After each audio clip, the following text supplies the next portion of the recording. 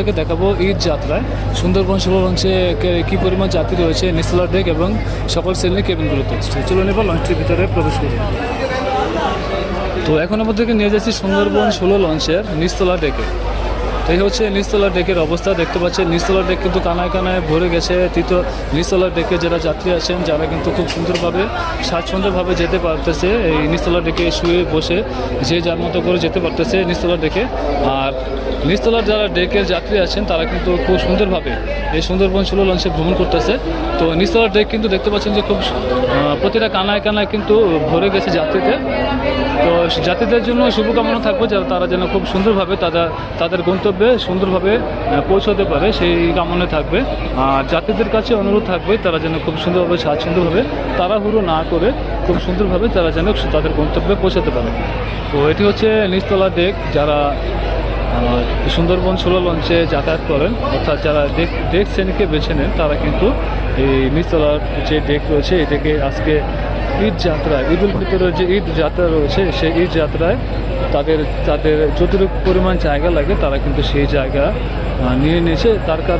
তার কারণ হচ্ছে যে যার মতো করে শুয়ে বসে ইচ্ছে মতো কিন্তু সেই জায়গাটুকু তারা নিয়ে খুব সুন্দরভাবে যেতে পারতেছে। অর্থাৎ যেহেতু ভাড়াও কম সুন্দরবন 16 লঞ্চে ডেকে, সেক্ষেত্রে কিন্তু যে যার মতো করে সেই জায়গাগুলো নিয়ে তারা কিন্তু লঞ্চে ভ্রমণ করতেছে। যেহেতু ঈদ যাত্রা তাই যাত্রীদের চাপ থাকবে। আর এটি হচ্ছে নিচতলা ডেক সুন্দরবন 16 লঞ্চে। তো এখন আমাদেরকে নিয়ে যাচ্ছি দ্বিতীয় তলা এবং তৃতীয় তলার কেবিনগুলোর যাত্রীদের দেখাতে। তো এখন আপনাদেরকে নিয়ে যাচ্ছি সুন্দরবন 16 লঞ্চের দ্বিতীয় তলাতে, দেখাবো যে দ্বিতীয় তলার কেবিনের যারা যাত্রী আছেন তাদের কী অবস্থা। এটি হচ্ছে দ্বিতীয় তলার ফ্রন্ট ডেক। দ্বিতীয় তলার ফ্রন্ট ডেক কিন্তু দেখতে পাচ্ছেন যে প্রতিটা কানায় কানাতে কিন্তু ভরে গেছে। আর এটি হচ্ছে মাঝখানের করিডর।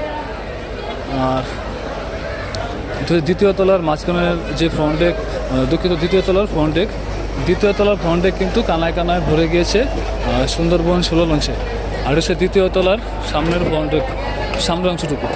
আর এই হচ্ছে রিভার সাইডের কেবিনগুলো, যেখানে কিন্তু যারা কেবিনে যাত্রী আছেন যারা দ্বিতীয় তলায় রিভার সাইডের কেবিন নেন তারা কিন্তু খুব সুন্দরভাবে স্বাচ্ছন্দ্যভাবে সেই কেবিনগুলো বুকিং করে নিয়েছে।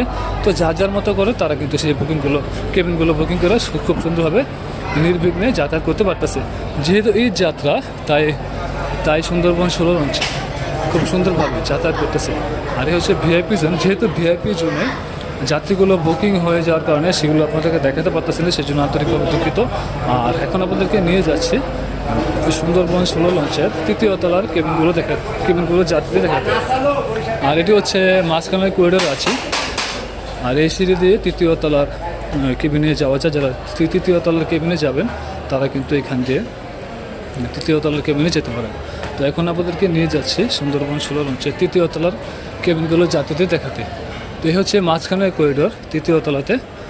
যেহেতু ঈদ যাত্রায় সবাই যাতায়াত করতেছে, ঈদ যাত্রায় সবাই যার বাড়িতে ঈদ করতে যাইতেছে আপনজনদের সাথে ঈদ করতে, তাই কিন্তু লঞ্চে খুব সুন্দরভাবে লঞ্চে ভ্রমণ করতে যেতে পারতেছে, সেই জন্য কিন্তু লঞ্চে যাতায়াত করতেছে। আর হচ্ছে তৃতীয় তলার ফ্রন্ট ডেক। তৃতীয় তলার ফ্রন্ট ডেকে কিন্তু প্রত্যেকটা জায়গাতে কানায় কানায় ভরে গিয়েছে, দেখতে পাচ্ছেন তৃতীয় তলার ফ্রন্ট ডেকের সামনে। তৃতীয় তলার ফ্রন্ট ডেকে এই হচ্ছে অবস্থা।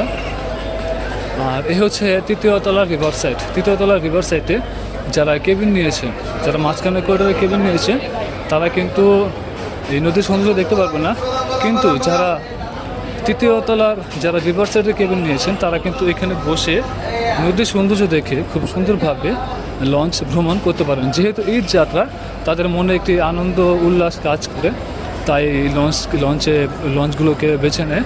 যারা লঞ্চে ভ্রমণ করে নিয়মিতভাবে, যারা লঞ্চে ভ্রমণ করে তারাই বলতে পারবে যে আসলে বাংলাদেশের লঞ্চ ভ্রমণগুলো কতটা আরামদায়ক হয়ে থাকে।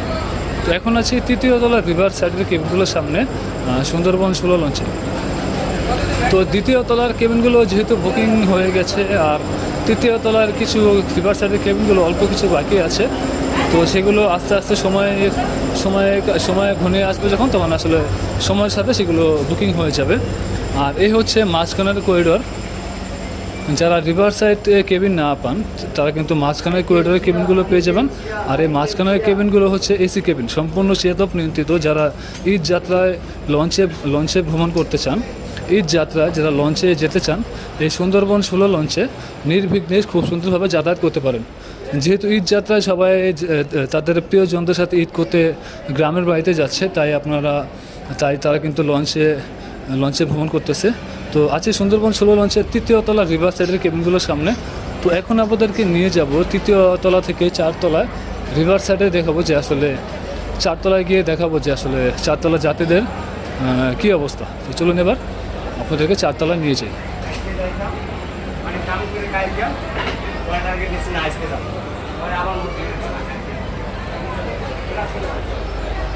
আপনাদেরকে নিয়ে যাচ্ছি 4 তলা, যেখানে মাস্টার ব্রিজ রয়েছে।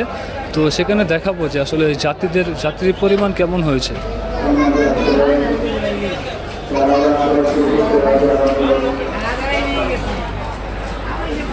এটি হচ্ছে 4 তলা যাওয়ার সিঁড়ি সুন্দরবন 16 লঞ্চে। যেহেতু ঢাকা টু বরিশালের সবথেকে বড় লঞ্চ বলা হচ্ছে সুন্দরবন 16 লঞ্চে, যেহেতু সুন্দরবন 16 লঞ্চটিকে ঢাকা বরিশাল নৌ রুটের সবথেকে আধুনিক বলা হচ্ছে, সবথেকে বড় বলা হচ্ছে সুন্দরবন 16 লঞ্চে, তাই তারা সুন্দরবন 16 লঞ্চের প্রতিটা জায়গাতে কিন্তু যাত্রী হয়ে যাচ্ছে আস্তে আস্তে।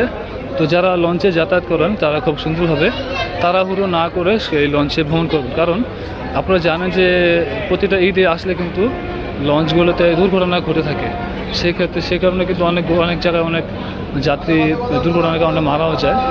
তো সেগুলো তাড়াহুড়ো করার কারণে বা অসতর্কতা থাকার কারণে কিন্তু সেই দুর্ঘটনার কারণে যাত্রীরা মারা যায়। তো যাত্রীদের কাছে অনুরোধ থাকবে তারা কিন্তু আপনারা অবশ্যই খুব সুন্দরভাবে তাড়াহুড়ো না করে আপনারা লঞ্চে ভ্রমণ করবেন। তো এখন আছি সুন্দরবন 16 লঞ্চের 4 তলা রিভার সাইডের মাস্টার ব্রিজের পিছনের কেবিনগুলোর সামনে। তো সুন্দরবন 16 লঞ্চে যারা ভ্রমণ করতেছেন ঈদ যাত্রায়, তারা খুব সুন্দরভাবে নির্বিঘ্নে এই লঞ্চে ভ্রমণ করতে পারবেন। তো এই ছিল সুন্দরবন 16 লঞ্চের যাত্রীদের ভিডিও। তো ভিডিওটি দেখার জন্য আপনাদেরকে অসংখ্য ধন্যবাদ।